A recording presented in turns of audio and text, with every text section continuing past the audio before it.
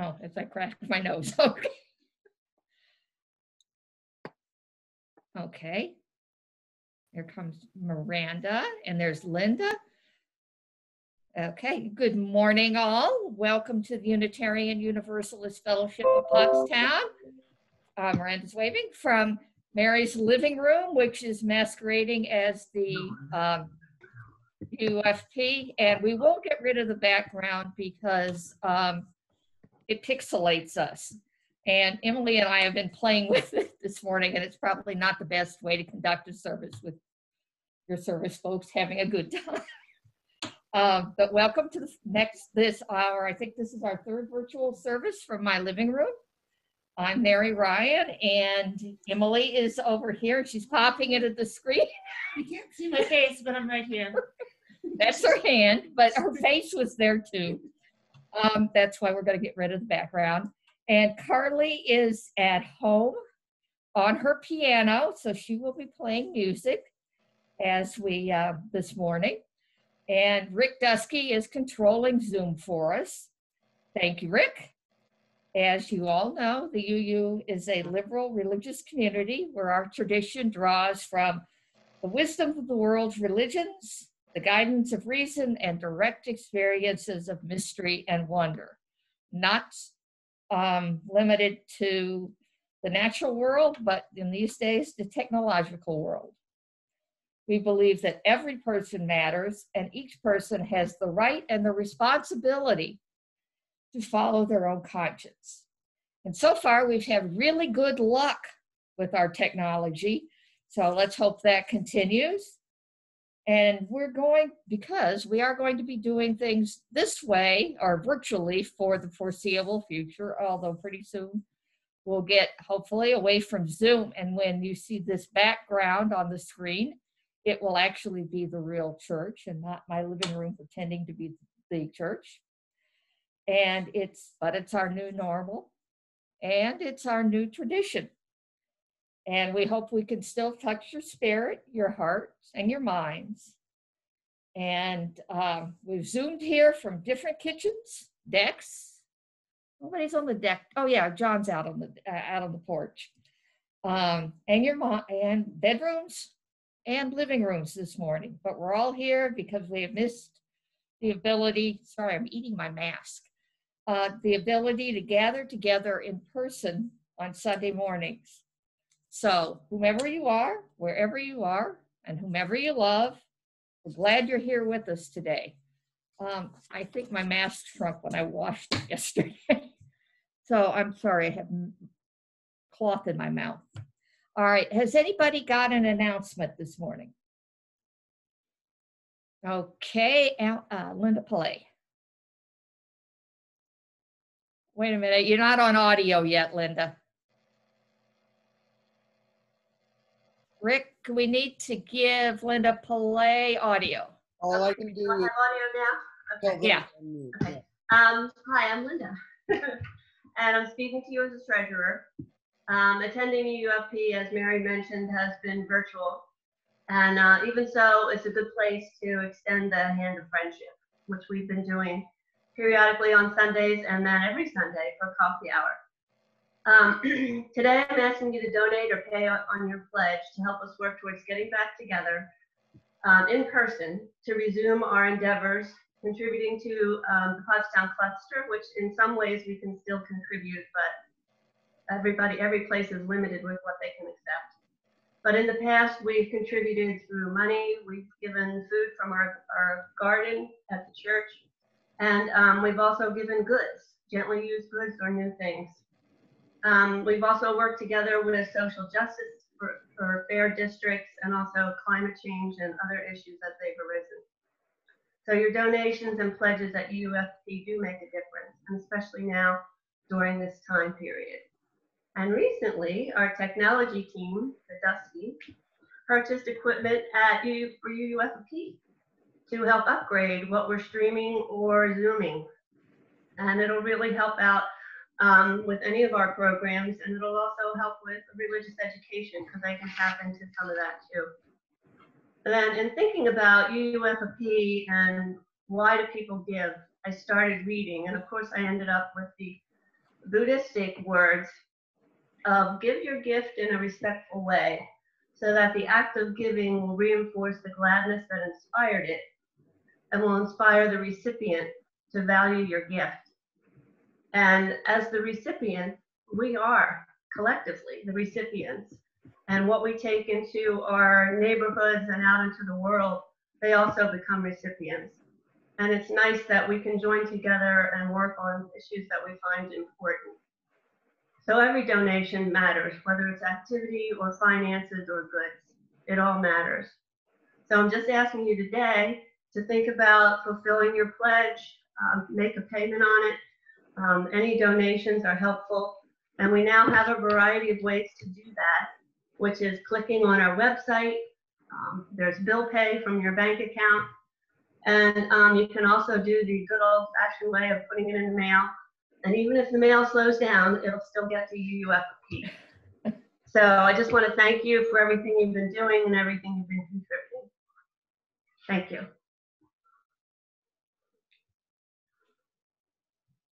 Anybody else? Oh, Linda Kozitsky has her hand waving at us. Hello? You now have audio.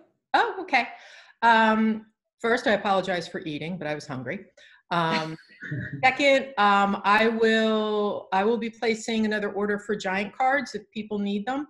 So if anybody wants any, text me how much you want it for, and I will put the order in this week and should have it by next weekend. So just get back to me. And again, you know, tagging on to Linda, we all buy food. If you shop at Giant, it's a really easy way to give back to the fellowship financially. Miranda? Let's see, no audio for Miranda yet. Okay, got it. There she is. Got it. Thank you. A reminder that there will be a book talk meeting, not this Friday, but on the 28th, next Friday evening, 7:30. Talk about your book. It'll be fun.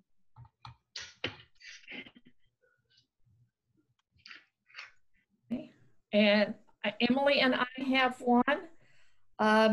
The water communion is going to be our opening service, and we're going to do it virtually, of course. And we want to have pictures of where you know, normally we dump the water in the bowl. Well, this year we're not going to have a bowl, kind of hard to do.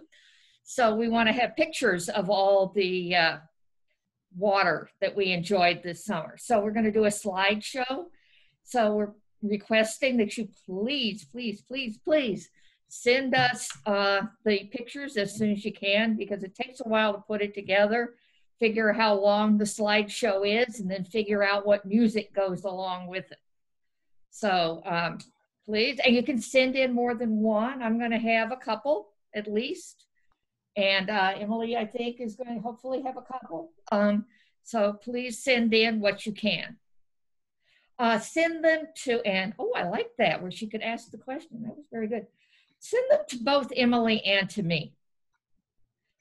So, yeah, can you have access to the worship?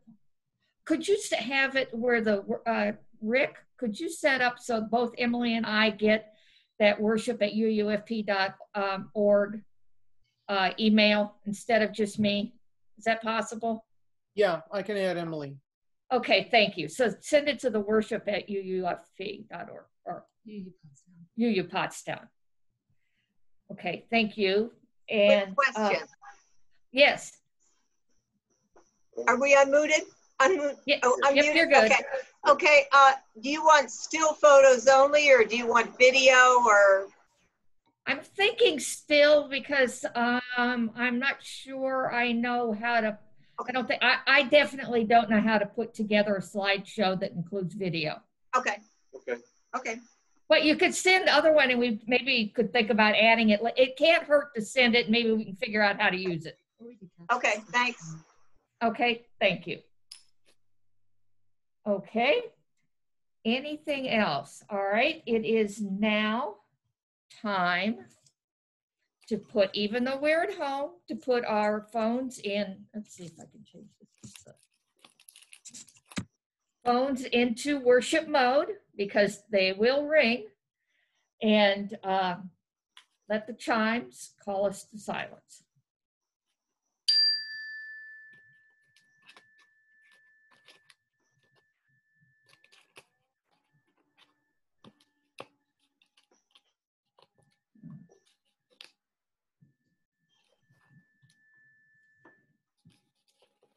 Okay, and now Emily, we're going to change our view. Try not to cut her head off and include the chalice. How's that? We'll move back. There we go. And Emily has our chalice lighting words this morning. Good morning, everyone.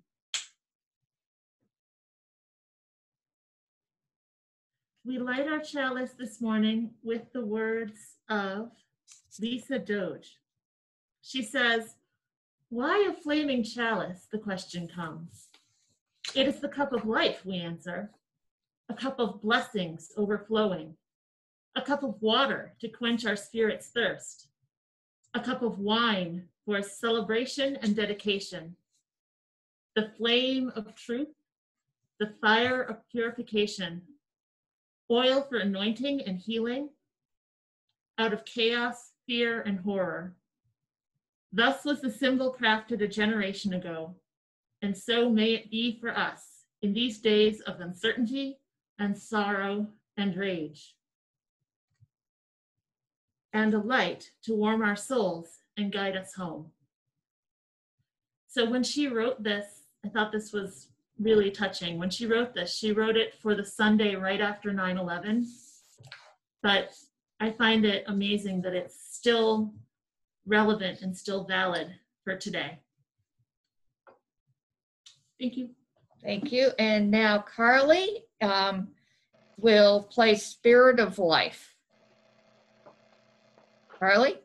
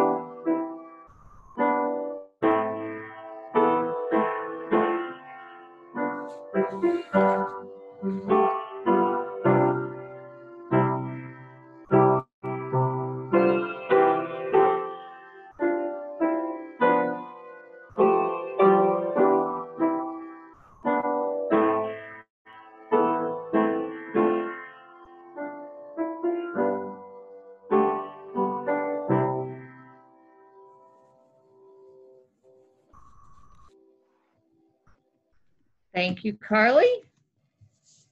All right, my opening words are actually completely different than what I wrote in my head in the John and Kay swimming pool yesterday.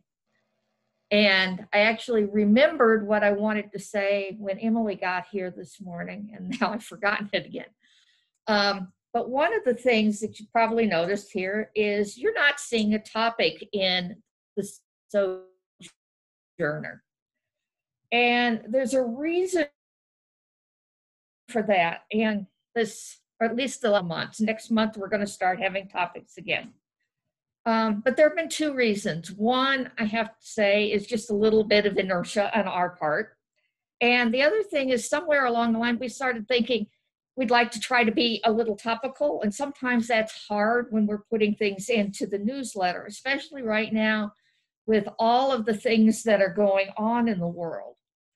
And in fact, in the past, sometimes I've wanted to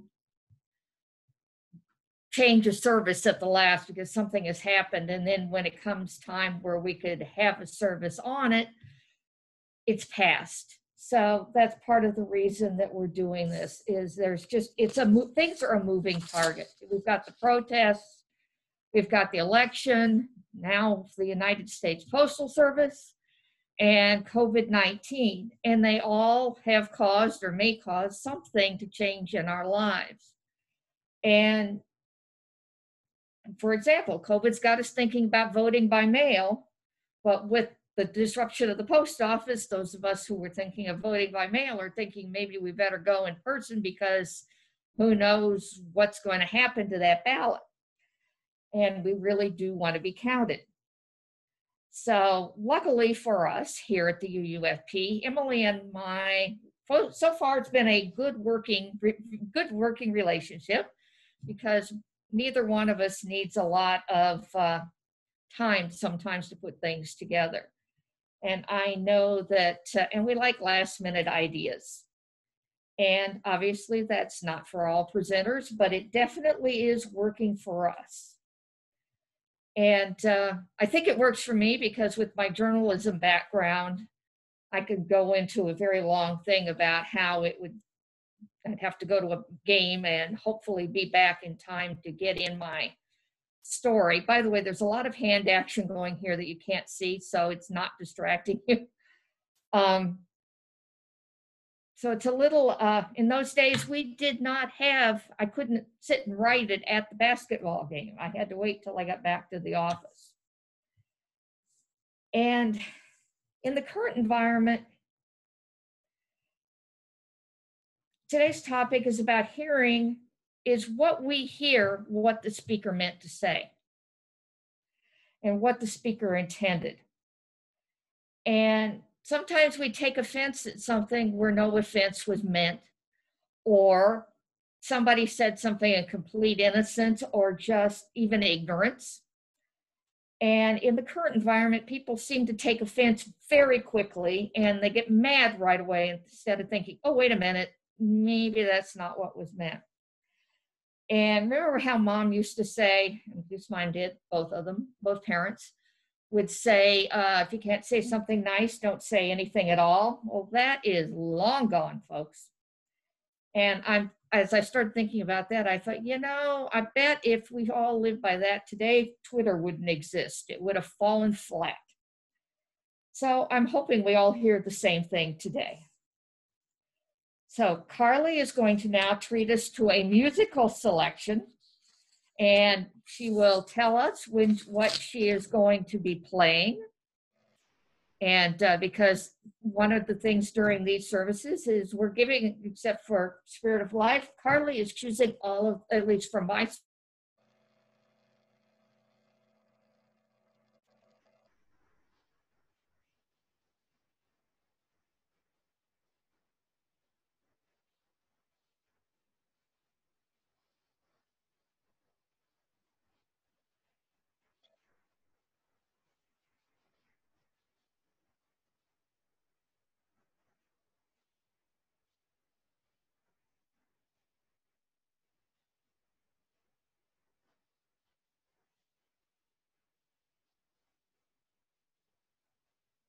Yeah, we had a big, nice little technical glitch there, folks.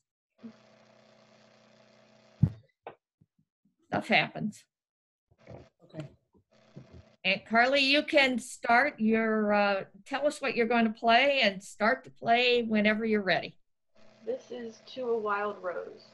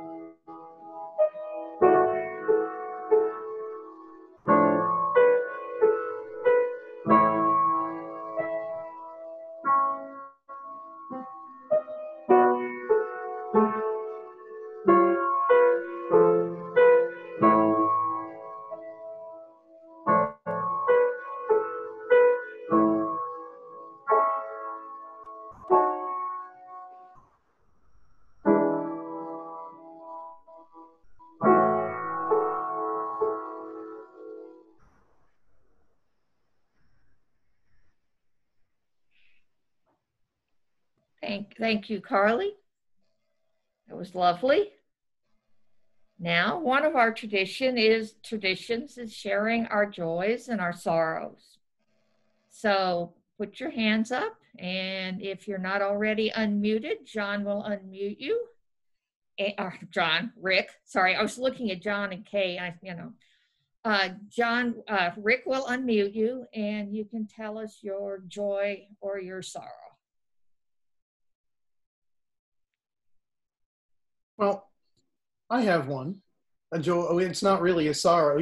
Joys and concerns. It's more of a joy and a concern. Both of my older children are heading back to college this week. Cassia moved into her apartment at Kutztown yesterday, or at least started to. And we take RJ on Monday morning to Temple. So we're hopeful things go well for them this semester. As are we all. Kay?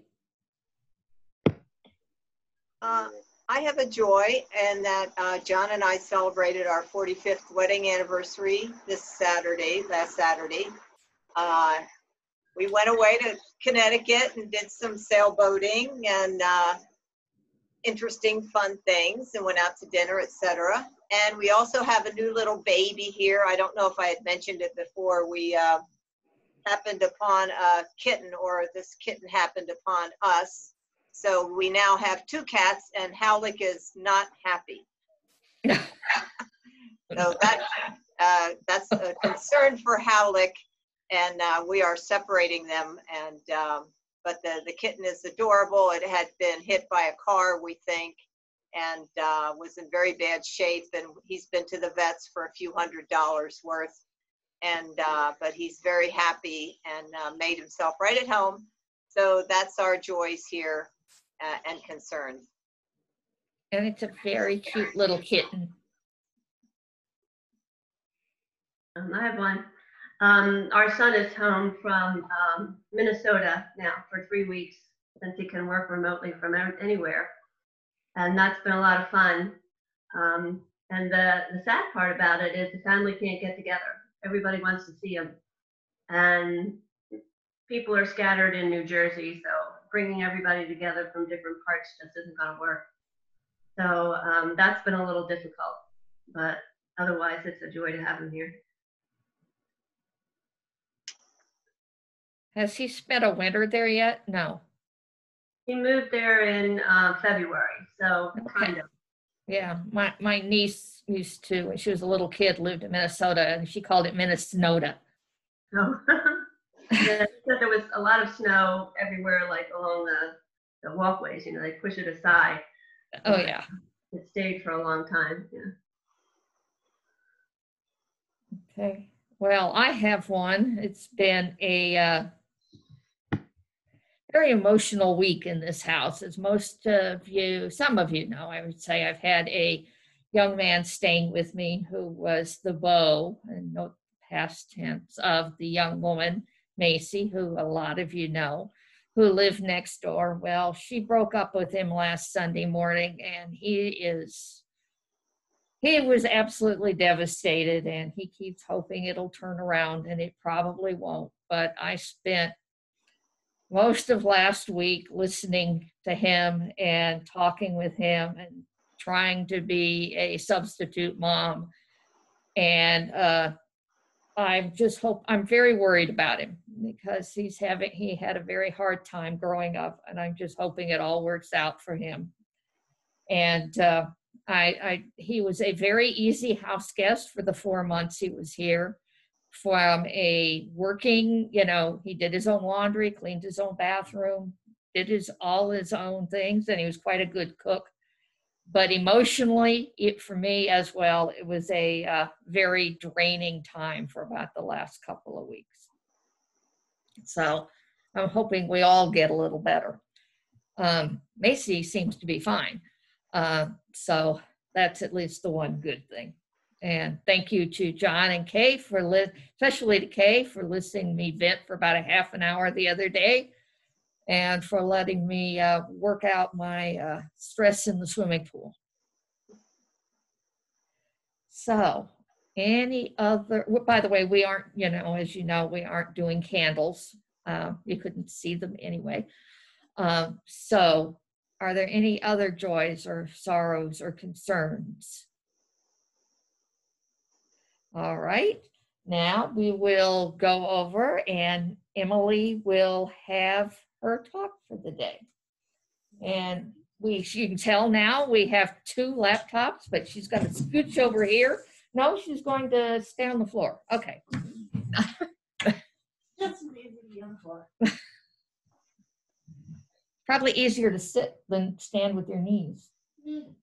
It's just as easy to. Oh. Well, all right, mute me. There. Yeah, it's just as easy to sit on the floor. Oh.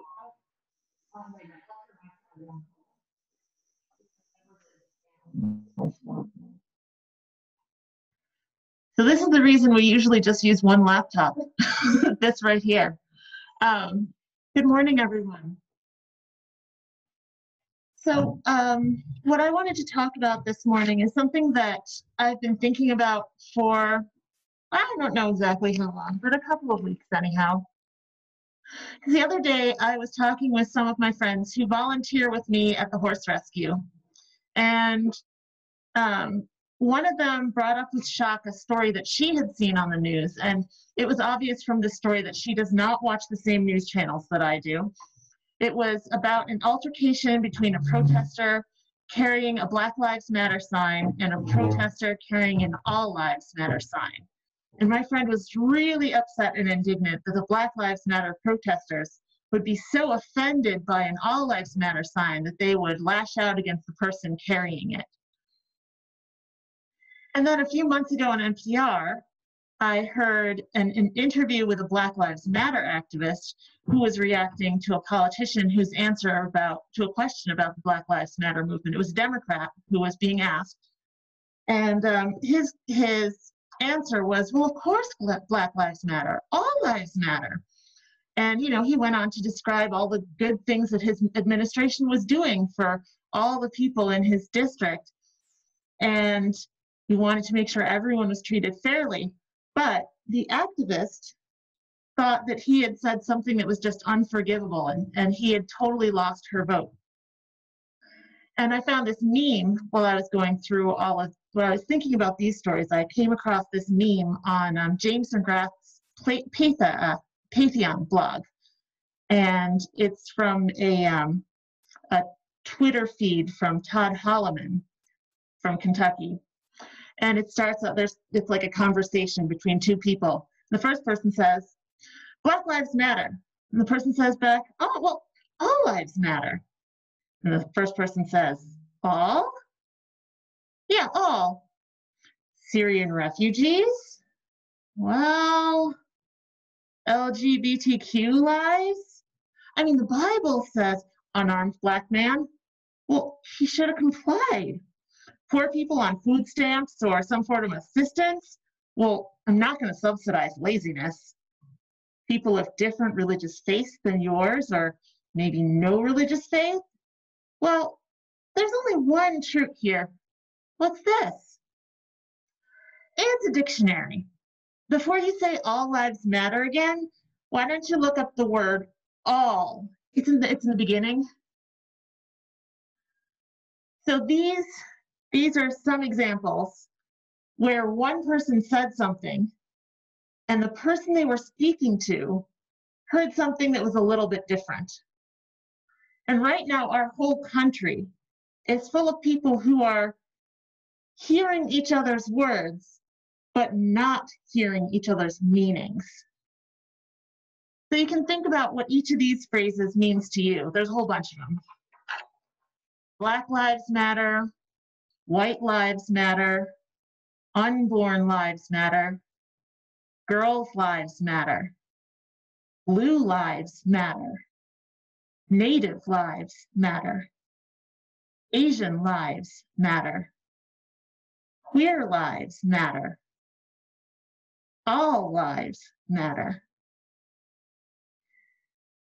So I may be making unwarranted assumptions when I say this, but all of us with our liberal religious faith that has as one of its guiding principles the intent to hold sacred the inherent worth and dignity of every person, we probably hear a lot of these phrases in kind of the same way. Okay, so if we all view these slogans in kind of the same manner, why am I wasting a Sunday talking about this? Because really, I don't feel the need to defend Black Lives Matter here. I mean, if you need a defense of the Black Lives Matter movement, I'm going to direct you to Ta-Nehisi Coates, because he is super eloquent and he knows what he's talking about, and he could do a way better job than I ever could. I don't feel the need to defend Queer Lives Matter or Trans Lives Matter or Asian Lives Matter or Native Lives Matter right now, because here amongst all of us, we hear those pleas from the people who feel left out and ignored and persecuted in our society. And we empathize with their need to be treated with justice and dignity.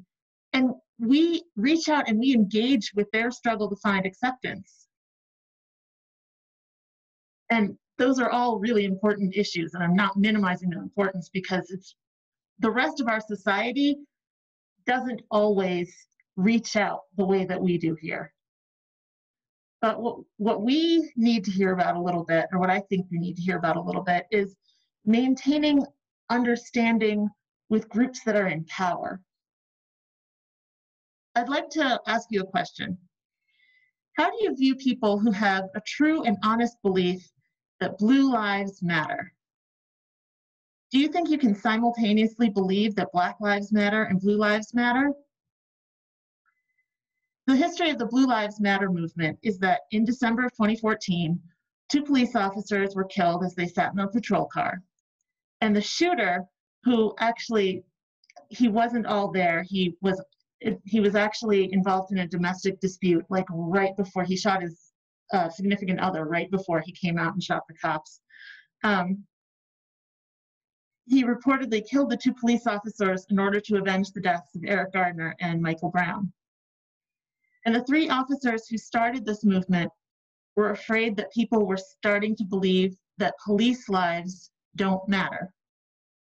And I can't know what's in their minds, but I can imagine that just like the people who are in the communities that are being oppressed, the communities that are in power, they also feel betrayed by the people that they are swearing to protect.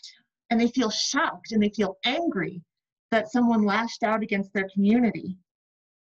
And I mean, I can't really share their fear, but it doesn't invalidate their feelings. I can empathize with their feelings.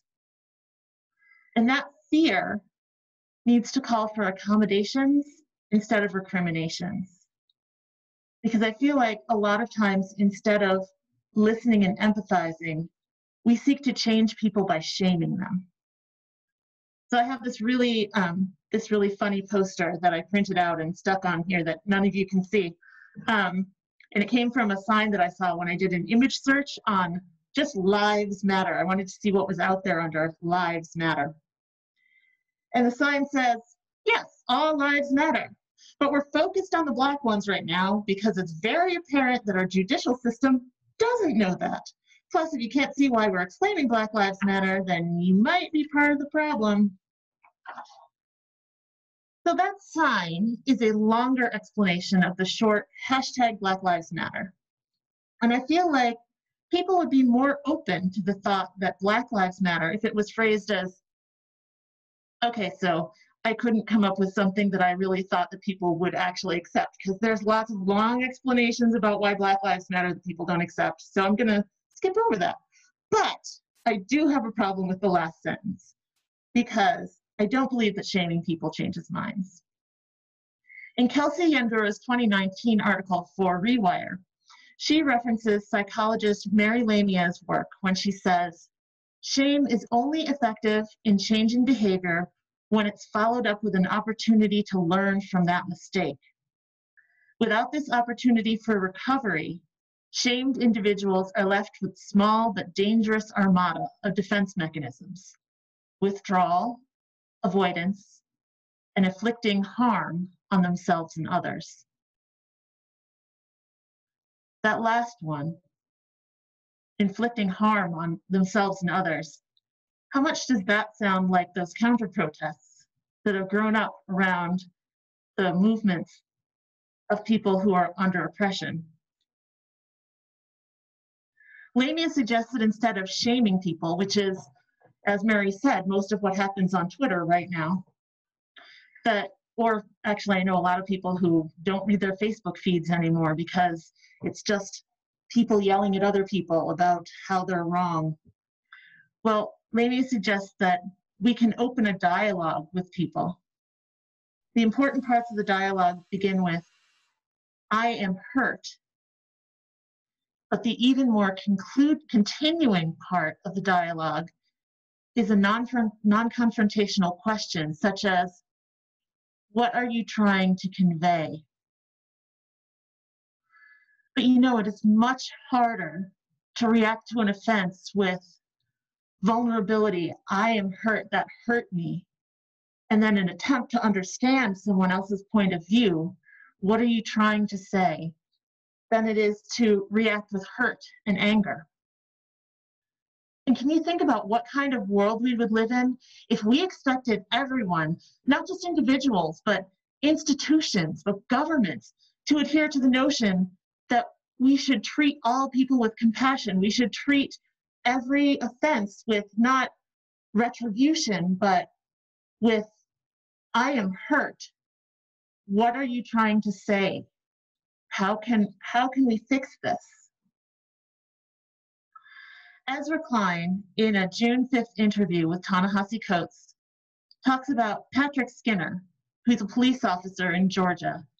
And I have to tell you, I'm afraid to go to Georgia, just in general. But I wouldn't be afraid of this police officer.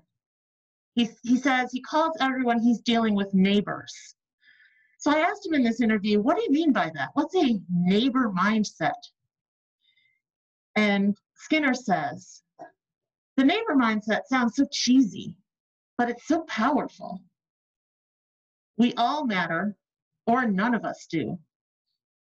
Now I live here, and I can't know everybody in Savannah, but I call everyone my neighbor because they literally are. And I can't put my knee on the neck of a neighbor. Can you imagine if everyone had that mindset? So far, we've talked a lot about hashtag movements. So why didn't I choose a hashtag as the title for this morning's service? Why choose instead Your Life Matters? Well, I chose Your Life Matters because it's true. We don't have control over hashtag the US government. We don't have control over hashtag the whole police force in the entire country, but we do have control over our own lives. Whatever categories you choose to identify yourself as, your life matters. Whatever categories other people place on you from the outside, and I know that those categories that you have for yourself and those categories that other people put you in, they aren't always the same, but whatever categories you're in, your life matters. Your inaction matters. Your actions matter. The choices you make in your life matter. And in this spirit, the spirit of choosing, I'd like to close with more words from the Dalai Lama. Be kind whenever possible. It is always possible. Thank you.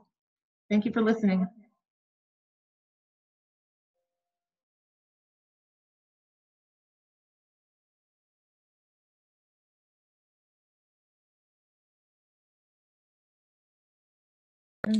Click. Thank you, Emily. You gave us a lot to think about this morning. And now I think we can meditate, sit, and ruminate on what Emily just said, while Carly, who needs to be unmuted, and gives us another musical selection. This is called meditation. Called what? I'm sorry, I couldn't hear you. Meditation. Perfect.